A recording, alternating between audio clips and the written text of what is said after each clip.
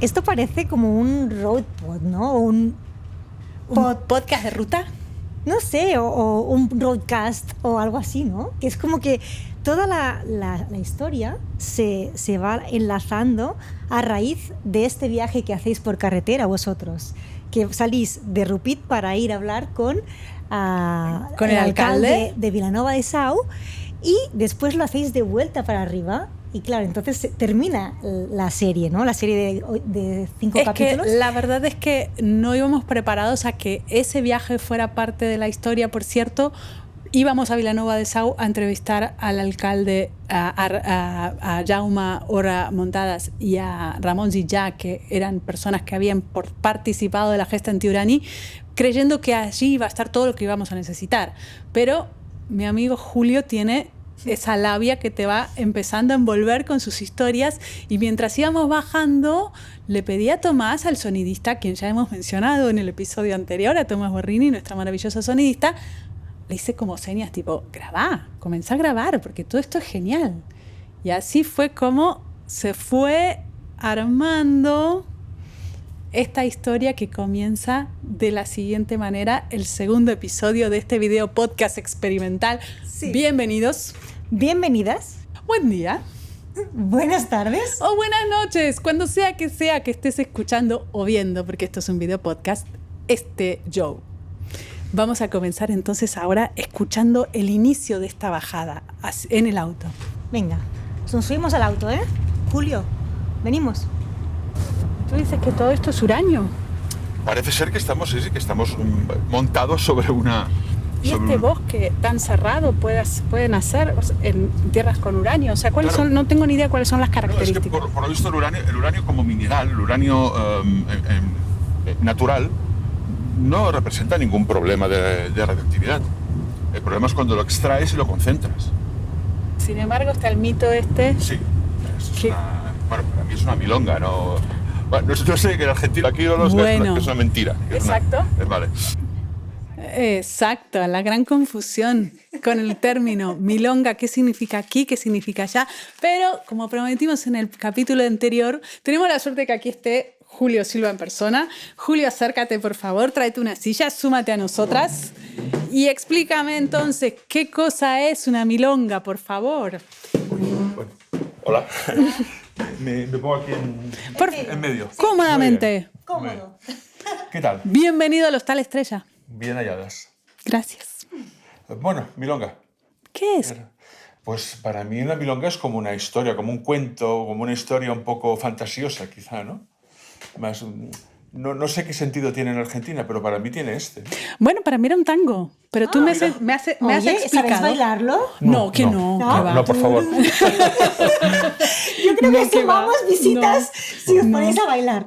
No lo tengo tan claro. Bueno, lo bueno del video podcast es que nos pueden ver las caras, ¿no? Podemos presentar por fin a Julio Silva, porque en el podcast lo hemos hablado de él muchísimo y ahora le ponemos cara, así que también es un aliciente para que la gente nos mire, ¿no? Que vaya a buscar el video podcast. Un honor y un placer. Claro. Muchas gracias a ti, queridísimo, por estar aquí. Bueno, vamos a comenzar hablando del inicio. No sé, ¿cómo fue este inicio trágico, el disparo? Que en el fondo fue detonante de la historia, pero claro, fue un momento trágico. Trágico, ¿no? Sí. Bueno, yo lo viví un poco en directo, porque realmente yo fui a comprar pan. Fui a comprar el pan al Foro de Alera, y el hombre este que tuvo la desgracia de tener este pensamiento en este momento, pues estaba allí. Pero es que debo confesar que ni me fijé en él. Para mí me pasó completamente desapercibido, claro. No sabía lo que iba a hacer unos minutos después, claro. No sabemos, claro. Yo entré, compré el pan y me fui. Y no había andado, no sé, quizá 50 metros hacia casa cuando escuché... Sí, fuerte. El disparo. Fue súper fuerte. Igual, de todas maneras, a mí me gusta pensar que, de alguna manera, ese acto horrible se resignifica con un relato de vida como es este que estamos llevando a cabo. Y gracias a ese disparo hemos llegado a esta...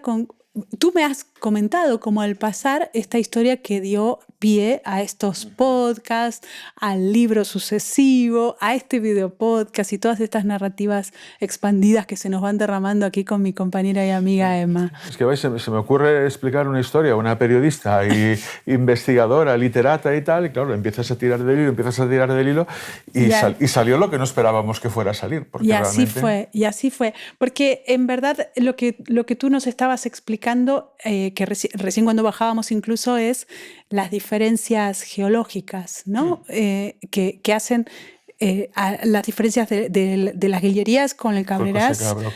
Exacto. No soy geólogo ni mucho menos, y alguien escuchará que igual dice qué tontería está diciendo este hombre. Pero a mí me habían explicado desde crío que la división entre el Coixacabra o Cabrerés, que es la parte alta de las Singleras, y el límite con el te lo diré mañana, el nombre. Con las Guillerías. Perdón, no me salió el nombre de Guillerías. No pasa nada, perdón a por los favor. gente de las Guillerías. El límite es el color de la roca. Vale. Hay como una, difícil de observar, pero en algunos puntos cuando estás por la carretera se ve en que la singlera, el precipicio, el corte de la roca, ves que hay un punto que es gris oscuro hacia arriba y más rojizo hacia abajo. Hacia abajo. Entonces, a mí siempre me habían explicado que el límite físico, geográfico, entre Coixacabra y Guillerías era esa línea. Para abajo Guillerías, para arriba Coixacabra. Aprovecharemos para poner seguramente luego en edición algunas imágenes de esto, porque tenemos unas imágenes aéreas preciosas sobre esto que estás contando, así que va a quedar muy mono todo. Perfecto. Oye, y has explicado perfectamente todo esto, pero lo que yo me pregunto es, ¿cómo es que tú descubres todo esto? Pues por una cosa tan sencilla como que cuando empecé a visitar Rupit, era un adolescente, pues observé que habían pintadas por camino de Rupit, atravesando Vic, Roda de Ter. En aquella época se atravesaban todos los pueblos, no había autovía, habías que pasar pueblo por pueblo. Pues iba viendo pintadas que básicamente decían Urani, no.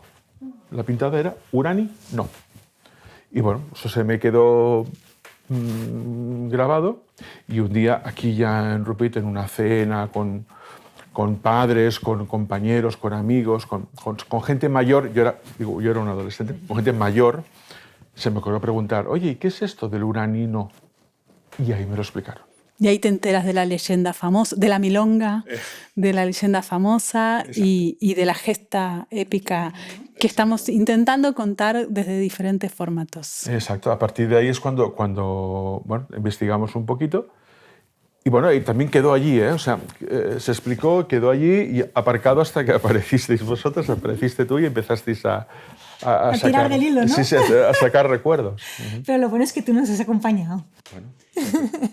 Y a mí también, ya que has hablado de cómo empezó el proceso de tu saber del Urani, me gustaría que contaras cómo fue la llegada de ella aquí. Ese apareciste tú, ¿cómo fue? ¿Cómo lo recuerdas? A ver, lo recuerdo con cierta preocupación. No sé hasta dónde se puede explicar. Todo, ¿no? todo, ¿Sí? todo. Vale. Bueno, ella vino a Rupit como inquilina, inquilina mía. Tenía un pisito en alquiler y tenía un pisito en alquiler y quedó fuera. No fui su primera opción. Porque te demoraste media hora, una hora. Si hubieras una hora antes hubieras confirmado, pero... Así fue. Hubo otra gente que cronológicamente estaban antes que tú, que confirmaron antes. Pero tanto a mi mujer como a mí, nos habíais quedado tan bien, tú y tu compañero. Porque somos tan majos. Claro, tan agradables. Y que bueno, que intentamos buscar opciones y sacamos de la chistera un segundo piso que en principio no teníamos pensado alquilar porque no estaba para nosotros en condiciones de ser alquilado, pero oye, con buena voluntad, con ganas y tal. ¡Pam! Y ahí fue como aparecisteis en nuestra vida y en Rupit a la vez. Exactamente. Pero lo que Emma te está preguntando es si recuerdas el momento en que nos conocimos personalmente. Sí, cuando bajó del Hacía coche. frío. Hacía frío. Yo me acuerdo que hacía frío. Sí, no es una novedad aquí en Rupit. Sí, ellos venían cargados en un coche con 1000 cosas. Un coche de alquiler. Sí. Me acuerdo que lo primero que me dijiste tú fue, ¿cómo un coche francés? ¿Te acuerdas? No recuerdo, era matrícula francesa. Era matrícula francesa, lo habíamos alquilado en el aeropuerto, pero tenía matrícula francesa. Qué raro. Sí. Y lo primero que me dijo fue, ¿cómo matrícula francesa? Yo dije, ay, ya entré mal. No, mujer, tampoco. Bueno, hay una cierta relación amor-odio entre el norte de Cataluña y Francia, pero yo soy más del lado del amor a Francia que no del odio. Muy bien. Bien, voy a continuar aquí con el relato tal como dice en el podcast. Permiso, tengo que leer esta parte.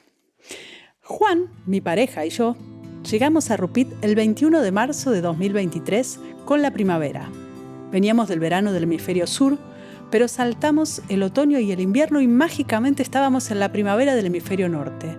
Veníamos con un auto de alquiler cargado con las 4 valijas con las que habíamos cruzado el océano, más la compra de IKEA que habíamos realizado desde Buenos Aires previendo la llegada a una casa vacía. Todavía hacía frío aquí arriba. Un frío invernal que se sintió en cuanto abrimos la puerta del coche para saludar a Julio y su hijo Sergi, que nos esperaban en el parking. Subíamos el camino de ingreso y yo pensé en la primera dificultad. Soy corredora. Todo mi equilibrio físico y emocional depende de que pueda correr unos cuantos kilómetros diarios. Pero vengo del llano, no sabía correr en montaña. Consulté a Julio al respecto, que sonrió como si le hubiera hecho una broma, una milonga, tal como él la llama, y me aseguró que en toda la zona no existe ni un solo lugar llano. No imaginamos ninguno de los dos que en poco tiempo más me transformaría en una corredora de montaña. Por el tema de la lucha anti-Urani estuvo movilizada toda la región del Colsacabra hace ya 40 años, un poco más. 45 años. ¿Se recuerda algo de todo esto hoy, Julio? A ver, la gente, las generaciones más veteranas, sí lo recuerdan. Aquí, en la zona, en Colsacabra. Las generaciones más jóvenes, si tienes ocasión de hablar con treintañeros y no lo saben. No. Sí que se habló mucho en su momento, fue una hazaña en su momento, y luego cayó en el olvido. En Osona, fuera de Osona, yo creo que esta mañana lo he hablado casualmente con el director del Know Now, con Agustí Danés, hemos estado hablando del tema. El grupo de medios de Vic. Sí, exacto. De Osona. De Osona. Osona y Ripollés. Ah, mira. Osona y Ripollés, sí. Y he estado hablando y comentábamos el tema, ¿no? Y digo, no, que realmente conocido, sí, en su momento, mucho en Osona, luego fue cayendo en el olvido. Actualmente, las nuevas generaciones de Osona, nada. Las generaciones más veteranas sí lo recuerdan, porque lo vivieron, pero es que fuera de Osona, nadie. Ni antes ni ahora. Yo creo que nadie lo sabía. ¿Y eso por qué? ¿Tú qué crees que...? Bueno, hace tantos años no era la época, no había ni internet, ni telefonía móvil, ni redes sociales, o sea, había 2 canales de televisión, la 1 y la 2, no sé si ni TV3, no sé si ya había estrenado, creo que no. Y bueno, era una información quizá muy local. Yeah. Para los medios de comunicación que había entonces, probablemente era excepto para los medios de comunicación locales, pero para los medios de comunicación más generalistas, más de masas, que era la 1 y la 2 y poco más, yo creo que probablemente no lo vieron con interés. Pero que era una gesta, ¿no? Como tan importante, ahora nos lo contarás. Voy a continuar leyendo entonces mi presentación en el podcast. La gesta épica de un David contra un Goliat tentaría a cualquier cuentista y me ha tentado a mí, por supuesto. Lo primero que hice con el primer relato de Julio fue buscar material en internet. Había mucho sobre el accidente de la bomba de Palomares, había mucho también, por supuesto, sobre el atentado Carrero Blanco y la teoría nunca comprobada de la venencia de Kissinger, que prefirió mirar hacia otro lado. Hasta había investigaciones y podcasts sobre el proyecto Islero, como llamaron al plan para desarrollar la bomba atómica española, pero no había nada sobre el movimiento anti-Urani en Osona, al menos no en internet. Como dice Julio, mientras bajábamos hacia Vilanova de Sau para entrevistar al alcalde, que también había sido alcalde en aquella época, preguntamos a los vecinos de Rupit, pero ninguno lo recordó. Me acerqué entonces a la biblioteca de Manlleu y consulté con las recepcionistas, que me llevaron a su vez con la directora, que sí tenía información, porque justamente unos días antes había ido alguien a consultar la hemeroteca con un pedido similar. Faltaban pocos días para el festival Visca la Terra, Viva la Tierra, uno que nació justamente en esa lucha y se extiende hasta nuestros días, aunque con distinto fin. Aquí van unos fragmentos que he resumido de la cobertura que hiciera el diario Manlleu del movimiento. ¿Lo escuchamos? Escuchamos. Manlleu Publicació, 16 de juni de 1979. Deixem en pau a l'urani. Dejemos en paz al uranio. Últimamente se ha firmado en Madrid el acuerdo entre una empresa americana y los representantes de la administración en relación a la extracción del uranio de Les Guilleries. Según han manifestado los medios informativos más destacables, este acuerdo se llevará a cabo pronto. En la comarca hace unos meses que hemos comenzado a formar diversos comités antiuranio en cada pueblo y se ha llevado a cabo una tarea informativa. El uranio, además de otros servicios, tiene dos funciones primordiales: como materia básica para las centrales nucleares y como elemento propicio para las armas nucleares, entre ellas la bomba atómica. Nosotros estamos en contra de estos servicios, que se quiten de encima de la tierra esos señores, y no porque sean americanos, sino porque antes de hacer cualquier paso, pedimos, exigimos, que se realice un referéndum sobre la cuestión. Señores de Madrid o del Pentágono, guárdense de alterar la ecología. Ya saben que no es cortés eso de meterse en casa de otro. La intervención del extranjero tiene que ser medida. Ah, y si lo hacen, estamos a punto. Los campesinos de todas las masías tienen una lista de teléfonos de todos los antiuranio de Osona que no tardarían en llegar. No queremos asistir a la destrucción de nuestra tierra desde aquí. No queremos ser cómplices de un negocio que ni nos va ni nos viene. No queremos sentirnos culpables de las reiteradas muertes y destrucciones alrededor del mundo a causa de la ley del más fuerte. Señores presuntos invasores, en Osona, en Manlleu, estamos muy bien con el uranio bajo tierra. Tenemos ganas de vivir como hasta ahora, con el matagal salvaje, con el far ventoso, con Tabertet y Sau, como siempre han sido, naturales y robustos, sanos y preservados de las malas influencias. Este equipo de redacción se posiciona firmemente al lado de toda la gente, que creemos que es mucha, que lucha contra estos intentos de explotación, con este editorial en adelante, con constancia, y quisiéramos que la lucha se extendiera por todas partes. Manlleu Publicación dedicará a la cuestión del uranio todo el bagaje de información y de opinión que sea posible dentro del ámbito específico que nos corresponde. Me gusta especialmente este fragmento porque muestra el tono, ¿no? Este era el tono es un fragmento de la época, es una línea editorial de un diario que está asentando su posición frente al conflicto, y me gusta el tono, porque habla de por eso rescaté este fragmento entre tanta investigación, porque habla de cuál era el espíritu. Era un espíritu de reflexión, de pensemos cómo nos ubicamos en torno a esto. No bélico, pero firme, Sí. ¿no? Claro, y además piensa que tiene una doble vertiente. Por un lado, la destrucción del territorio. ¿Vale? Había un miedo a la destrucción del territorio para esa explotación a cielo abierto y tal. Pero por otro lado, también está el uso. Ese uranio que iba a salir de aquí, de nuestra tierra, iba a salir de aquí, ¿para qué se iba a utilizar? ¿Dónde iba a ir a parar? ¿Usos civiles? Bueno, discutible, vale. Venga, puede ser. ¿Usos militares? No, nunca. ¿No? Entonces era una doble vertiente. Protección de patrimonio y, si me permites, la protección de la humanidad. O sea, ¿dónde va a ir a parar esto? ¿Dónde va a ir nuestro uranio? ¿A quién va a ir a dañar? ¿Dónde va a ir a hacer daño? Tú cuentas en el podcast que esto de que se ha constituido en ese momento una sociedad mixta entre el Ministerio Español de Minas... Bueno, sí, la Dirección General de Minas y la empresa americana Chevron, que aún existe, y que, bueno, pues habían llegado a unos acuerdos, yo por lo que tengo entendido, unos acuerdos públicos y otros no tan públicos, había doble vertiente, que en principio lo que se les había autorizado era hacer las prospecciones, ¿vale? Para ver si era viable, o sea, si era, de la calidad adecuada, de la cantidad adecuada, y si era viable. Cuando, por lo que a mí me contaron en su momento, eso ya estaba clarísimo que sí. O sea, más que eso, era ya empezar la explotación, empezar a ver por dónde podían explotar, por dónde podían empezar, y para tirar de ello. Pero para empezar ya, los estudios ya estaban hechos. España estaba aún transitando los primeros pasos de la transición democrática tras la muerte de Franco. Esto es lo que señala Julio para ayudar a contextualizar el relato, porque toda historia, por más ramificada que se narre, debe incluir su contexto para ser comprendida cabalmente. Entonces, ese junio de 1979, cuando los habitantes de los pueblos de Osona planean resistir, saben, ¿verdad?, que aún ciertos estamentos de aquella sociedad que permitió la permanencia de un cruel dictador siguen activos. Franco había muerto solo 3 años y medio antes de los hechos narrados, el 20 de noviembre de 1975. Y aquí ponemos un fragmento del anuncio de la muerte de Franco. ¿Lo escuchamos?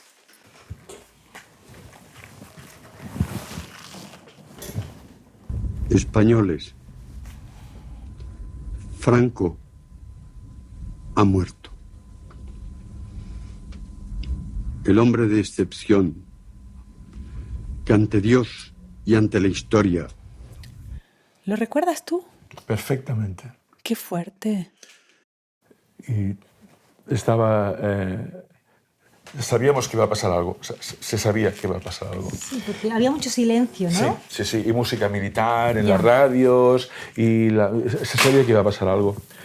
Y yo recuerdo perfectamente, mi hermana y yo, los dos pequeños, sentados en el suelo del comedor de casa, debajo de la mesa del comedor, delante de la televisión, esperar este momento. Y recuerdo perfectamente a Arias Navarro, presidente del gobierno entonces, decir esta frase. Y seguidamente lo siguiente que se escuchó fue el descorchar de varias botellas de cava en mi casa y copas y tal, y mi abuela llorando. En buena parte de los hogares de España, en muchos otros no. Sí, sí. Aunque siempre con el regomello de que murió en la cama. Sí, claro. Y los que él asesinó o él ordenó asesinar, aún hoy en día, 2025, aún hay cunetas con restos todavía sin identificar.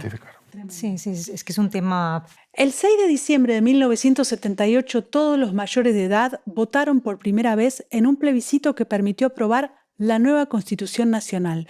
Y aquí vamos a poner otra noticia de la época.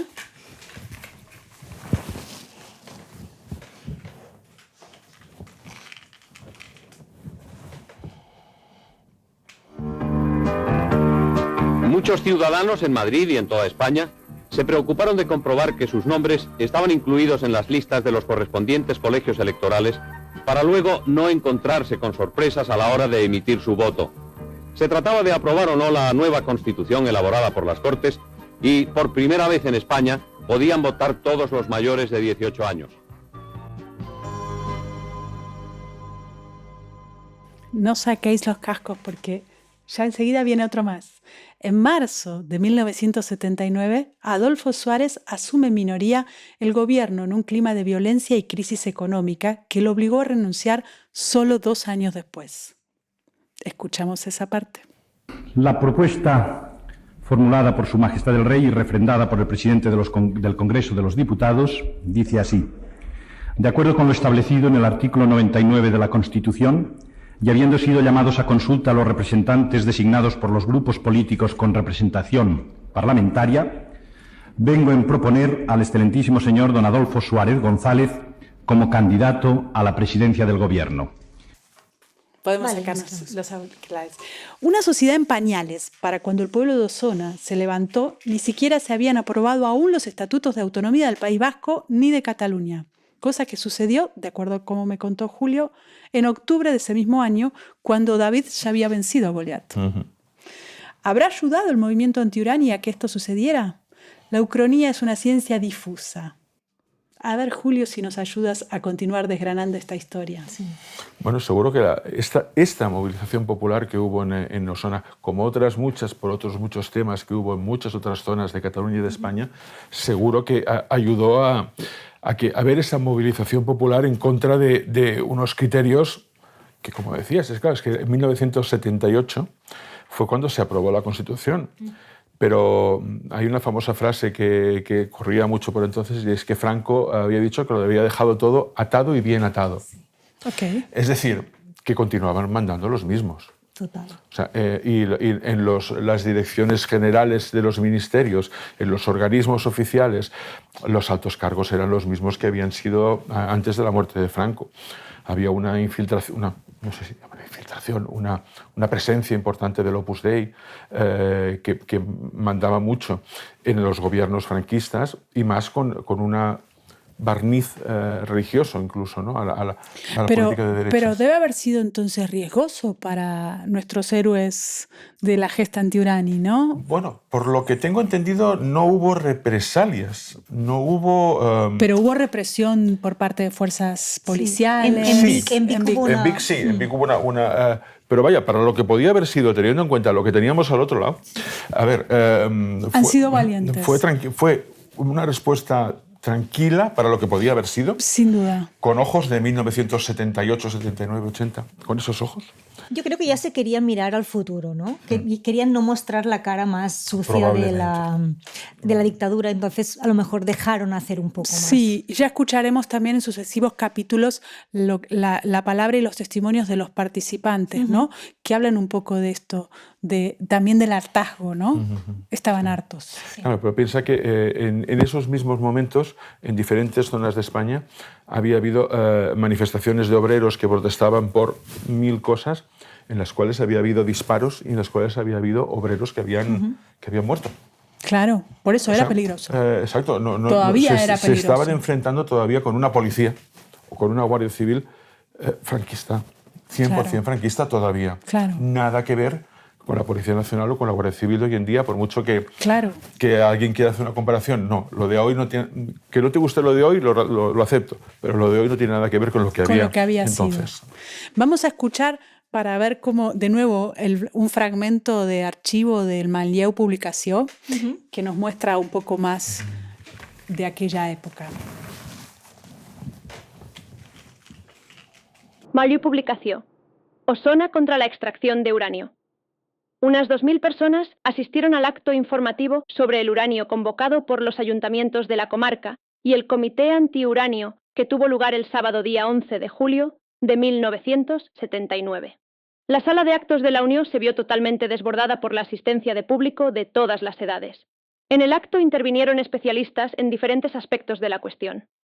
El físico de energía nuclear Juan Rodríguez explicó que el uranio es el primer paso del ciclo nuclear y que se encuentra en lugares muy extensos, lo que obliga a remover grandes cantidades de tierra con un rendimiento muy bajo. Hay que remover entre 1 y 5 kilos por tonelada para obtener el tipo de uranio útil para el ciclo nuclear, con las consecuencias que esto comporta. Residuos radioactivos que son inhabitables y que comportarán una fase del ciclo biológico. El médico Eduardo Rodríguez se refirió al problema de la radioactividad, diferenciando dos niveles: el de la salud de los trabajadores de la explotación, más expuestos a los cánceres de pulmón, y el de la población en general, a la que afecta la explotación a menor escala. Se habló de las personas más expuestas entre los habitantes, como pueden ser los niños, las mujeres embarazadas y las personas mayores, que se ven afectadas por la radioactividad ambiental, que se añade a las consecuencias de la contaminación general. Afirmó también que el problema es que la radioactividad provoca cánceres, leucemias y problemas de malformaciones hereditarias. Se trató este tema al referirse a diferentes estudios que demuestran la validez del que se denomina mínimos tolerables de radioactividad, establecidos por organismos internacionales. También se mencionó que todas las industrias nucleares generan escapes de radiación intolerables para el ser humano. Las intervenciones se cerraron con una manifestación que culminó con una reunión donde los asistentes decidieron continuar con la movilización y se comprometieron a continuar luchando contra la explotación del uranio en la comarca. Los diferentes grupos antiuranio continúan organizando acciones informativas para evitar la extracción de uranio en la zona. Fuerte, ¿no? Claro, no es lo mismo. El uranio en estado natural está, digamos, uniformemente repartido y, bueno, no es mole. Puede generar un nivel, un umbral de radiación muy bajo y relativamente tolerable. Si empiezas la explotación, lo que haces es concentrar ese uranio y entonces la radioactividad en esos puntos de concentración aumenta y se vuelve peligrosa, como decía, para los trabajadores y para el pueblo. No podríamos estar aquí. Hombre, o hubiera sido peligroso, o Rupit no hubiera subsistido. Más que nada, no, yo creo que simplemente pues, 20 años después, 30 años después, habrían dicho, no, los índices de leucemia han aumentado un 20%, los de cáncer de útero un 25%, los de cáncer no sé qué. ¿Por qué será? Pues coño, ¿por qué va a ser? Porque has tocado lo que no tenías que haber tocado. Sí, claro. Que los metemos donde no tocan. Exacto. Claro. Bueno, los entrevistados de Vilanova de Sau fueron un poco más suaves cuando intentaron hablar de esto. ¿no? Digo, no contaban una parte y otra parte parecía, ¿te acuerdas cuando fuimos a la primera entrevista? Otra parte parecía que la escondían. No se acordaban, ¿no? Bueno, tenían memoria selectiva quizá, ¿no? Sabemos que hay protagonistas que tú has entrevistado que en un primer momento iban con el freno echado en un primer momento. Luego, fuera de micrófono, o no sé si ya las segundas grabaciones bueno, ahí lo puede contar se Emma, que soltaron fue un la poquito más, Claro, es ¿no? que justamente en la versión de catalán fue cuando se soltaron del todo y contaron cosas que no habían contado en la primera versión y es como... Empiezas a encajarlas como las piezas de un puzzle, ¿no? Tienes información que es separada. No le das la importancia que tiene, pero lo que te comentaba es que mi padre y yo de pequeño, de crío y de adolescente, éramos socios de un club, de una club de entidad, tiro. Sí, que era básicamente franquista. Había militares, había policías, había guardias civiles, había empresarios, había políticos, todos, la excepción éramos nosotros, que no éramos franquistas, ¿no? Y tú que eras un niño. Yo era un niño, pero era un niño con la ventaja de que me dejaban sentarme en la mesa de los mayores. Vaya. Pero yo estaba encantado de que me dejaran sentarme ahí y con las orejas escuchar y no abrir la boca para que no se rompiera la magia. Yo escuchando lo que decían los mayores. Porque sabías que luego ibas a tener que sentarte en un video podcast a contar la historia. Con una escritora argentina. Todo está pensado, ¿no? Claro, es como le llaman. Cerrando el círculo. Exacto, es el diseño, es el diseño Exacto. divino que tenía que ser así, ¿no? Y claro, yo ahí escuché hablar, pues lo que decías, del proyecto Islero. Y luego, en los años 90, yo le explicaba a alguien lo del proyecto Islero y se me reían en la cara. ¿Pero qué dices? España una bomba atómica. Luego se ha sabido y luego se ha publicado. En aquel momento era impensable. La Operación Manuel, que es todo lo relacionado con la bomba de Palomares y con la bomba. ¿Sabes que no ¿Quién es hemos Manuel? hablado? Es Manuel, ¿no? Exacto. Es que, Eso lo puedes contar, Eso porque es eso no lo hemos gracioso, dicho. Eso es gracioso. sí, esto lo explicaron. A ver, la pregunta de la periodista sería, ¿por qué llamaron a la Operación Manuel? Porque al parecer, esto fue lo que me explicaron a mí, y me lo explicaron como cierto, no como chiste, pero parece un chiste, pero a mí me lo explicaron como cierto. Los primeros guardias civiles que llegaron a Palomares después del accidente del avión americano que dejó caer, no sé si 3 o 4 bombas de hidrógeno. Bombas de hidrógeno, también es un dato importante. Mucho más potentes que la bomba atómica de Hiroshima y Nagasaki. Y con una tecnología que en aquel momento solamente tenían acceso Rusia y Estados Unidos. ¿Vale? Pues los primeros guardias civiles encontraron una documentación... Que vamos a decir que no explotaron. No explotaron, porque pero si hubieran sí, explotado, bueno, no estaríamos contando la historia. Probablemente no. Desde luego la Tú provincia sí, de porque Almería... vivías al otro lado. Sí, eso sí. pero la provincia de Almería habría desaparecido del mapa, por lo menos en habitantes, seguro. Porque eran, no sé, 3 o 4 bombas de hidrógeno las que cayeron. 2 o 3, no recuerdo exactamente, cayeron enteras, pero hubo 1 o 2 que no explotaron, pero sí que se abrieron, se rompieron, y el contenido del plutonio, no sé si era plutonio, era uranio, no sé, pues se expandió por el territorio. Aún hoy en día, en 2025, hay zonas del pueblo de Palomares, de Almería, que están valladas y está prohibido el acceso. Y aún hoy en día se está haciendo tratamiento de esas tierras que quedaron contaminadas con ese plutonio o ese uranio. Pues Manuel. La Operación Manuel, sí, me lo contaron como cierto. Los primeros guardias civiles que llegaron allí enseguida, después de que empezaron a caer bombas y trozos de avión allí, encontraron una documentación, unos papeles, que se llamaban, que como título esos papeles tenían Operación Manuel. Claro, entonces ellos fijaron, aquí estaban los americanos, la relación con los americanos en España nunca ha sido... Muy cercana. No, piensa que nos quitaron Cuba, Puerto Rico, Filipinas, ladrones. Entonces, claro, enseguida llamaron a la comandancia donde fuera, oye, esto tiene pinta de ser algo tal.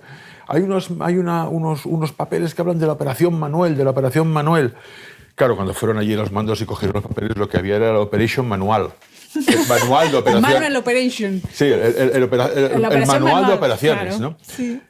Que no es una tontería, porque aquí se enlaza también con que una de las primeras cosas que mandó las autoridades franquistas fue a un científico español del cual no recuerdo el nombre, pero que seguro que si buscamos lo encontraremos, lo mandaron allí para que viese las bombas de hidrógeno. Ya, Y este hombre no solamente las vio, sino que las vio y las entendió. ya. Descubrió no sé qué proceso. Todo esto yo lo escuché en... Pero con la idea de traerlas No, para con la idea, España. con la idea de hacerlas aquí, ¿no? de transformar el proyecto islero de una bomba atómica a una bomba de hidrógeno. Vale. O sea, este hombre sabía lo que estaba viendo y sabía lo que estaba leyendo. Ya. Y parece ser que pudo comprender la importancia técnica o la manera de construir una bomba de hidrógeno. Con lo cual, había gente que decía que había 3 superpotencias mundiales que tenían la información para hacer bombas de hidrógeno: Estados Unidos, Rusia y España. Porque este hombre, que por lo visto era un coco, era un gran profesional, ¿no? Pues por lo visto, claro, con lo que vio y con lo que leyó, Ya está. lo entendió. Claro. Y lo pudo... Y entonces transformar. ahí es que puedes soñar, a partir de eso se alimenta el sueño de España. Se aumenta aún más. Claro. Y se ata aún con una cosa más que parece... Son tonterietas que van saliendo y dices, pero la descolonización del Sahara. ¿Por qué España se resistió tanto a descolonizar el Sahara? ¿Por qué España llegó a decir, no, el Sahara no es una colonia, el Sahara es una provincia? Dijo que era una provincia española y España no se desprende de sus provincias. ¿Por qué? Porque en algún sitio había que hacer las pruebas de la bomba. En el desierto. En el desierto. Claro, tiene lógica. Por eso no querían de ninguna manera deshacerse de la... Bueno, todo esto entonces que empieza como a hilvanarse una pieza con la otra y con la otra y con la otra, hacen este engranaje que venimos desgranando. Y sin embargo, esta gesta antiurani que participa en detener la extracción de uranio, habíamos dicho, no fue tan conocida o no es tan conocida hoy por hoy, pese a que hay una canción, y me gustaría ahora llegar a eso, que todos cantan, pero pocos saben de dónde viene. ¿Qué dices? Pues acuérdate, creo que si recuerdas cuando hablábamos de esto hace meses, que estábamos con gente de aquí de Rupit, con gente nacida aquí, de toda la vida. Todo el mundo conoce la canción perfectamente. Nadie se había dado cuenta de que la letra de la canción está hablando de esto. Oye, nosotros tenemos al mismísimo Joan Crosas diciéndolo, ¿sabes? Porque lo hemos entrevistado, por cierto. Y tenemos un as en la manga. Sí, no vamos a contar más, ¿no? Es un buen cliffhanger. Es un buen cliffhanger, tienes Déjalo razón, ahí, no digo déjalo más ahí nada. como buenas guionistas. Ok. Ponte los auriculares, por favor, porque ahora sí vas a escuchar a Joan Crosas cantando Torna, Torna, Serralonga para nosotros en exclusiva. Sí, ¿cómo se llama? Sin música. A capela. A capela. Nos canta a capela, A capela. pero con esa voz que tiene, Ya, por es favor. Qué piel, lujo. piel de gallina también. Qué lujo. Torna, Serrallonga, que l'alzina ens cremaran, que ens arrencaran les pedres, que la terra ens robaran. Torna, Serrallonga, que l'alzina ens cremaran, que ens arrencaran les pedres, que la terra estan robant.